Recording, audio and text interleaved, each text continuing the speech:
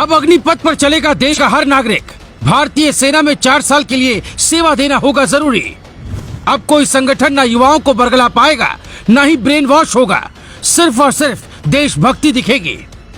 दुनिया के 10 से ज्यादा देशों में सेना में सर्विस है जरूरी। अब भारत भी इजराइल की तरह होगा मजबूत। रात के अंधेरे में नोएडा की सड़कों पर दौड़ लगाते उत्तराखंड के इस युवक की तस्वीर तो आपको याद ही होगी।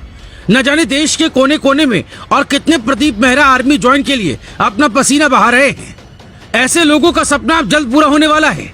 मोदी सरकार टूर ऑफ ड्यूटी के तहत अग्निपथ एंट्री नाम की एक ऐसी स्कीम लेकर आ रही है जिसके मुताबिक देश का हर नागरिक सेना में सेवा दे सकेगा, बशर्ते कि उसकी उम्र 18 से 24 साल के बीच हो। मीडिया रिपोर्ट्स के मुताबिक सेना से इसे हरी झंडी मिल गई है। पीएम मोदी को भी ये वाली फाइल दिखा दी गई है। बस मंत्रिमंडल की बैठक में मंजूरी मिलने का इंतजार है। जैसे ही मंजूरी मिल गई, समझिए कि आपका लड़का सेना में जाने के काबिल बन गया। हम आपको बताते हैं ये स्कीम क्या है, फिर बताएंगे कि भारत में इसकी जरूरत क्यों है और ये उन लोगों को भी कैसे फायदा पहुंचाने वाला है जो 24 साल की उम्र पार कर चुके हैं। अग्निपथ जैसी स्कीम की चर्चा सालों से थी। अब तय हुआ है कि 4 साल के लिए सेना में सेवा देनी होगी।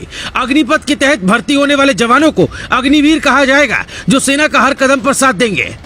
4 साल बाद ये सेना से हटेंगे, फिर इन्हें सिविल सेक्टर में नौकरियां दी जाएंगी।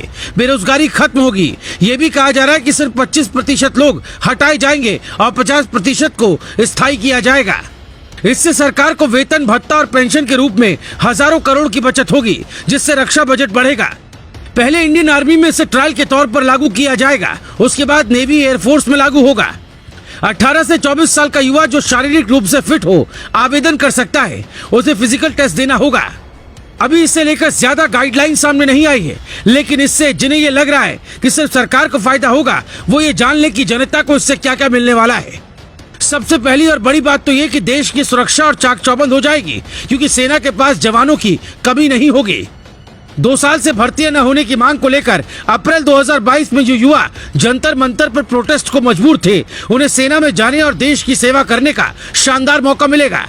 जम्मू कश्मीर से लेकर पूर्वोत्तर होते हुए बिहार, झारखंड तक में फैले अलग अलग गैंग जो युवाओं को बरगलाते थे, उनका ब्रेन वॉश करते थे, उन्हें देश के खिलाफ भड़काते थे और अपनी साजिश में उन्हें शामिल करते थे, उन सब की प्लानिंग फेल हो जाएगी।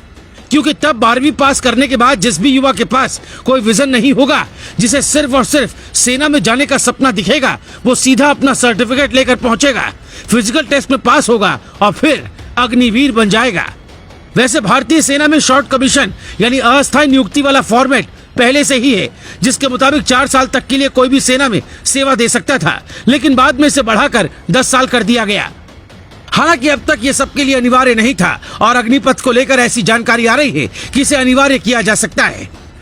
इंडियन आर्मी ज्वाइन करने के लिए अब तक रैली, भर्ती, NCC, Indian military academy, NDA, CDS और जेएजी का ऑप्शन था, जिसमें एनडीए, सीडीएस और जेएजी यानी जज एडवोकेट जनरल के लिए तो काफी मेहनत करनी पड़ती है। लेकिन अब अग्निपथ एंट्री स्कीम के तहत आपको सेना में शामिल होने का मौका मिलेगा और उसके लिए ज्यादा पापड़ भी नहीं बेलने होंगे।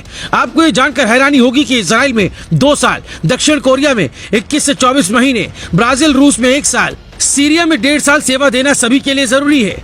कुछ मामलों में ही छूट मिलती है। इसके अलावा ऑस्ट्रिया, ईरान, म्यांमार और यूक्रेन में यही हालत है।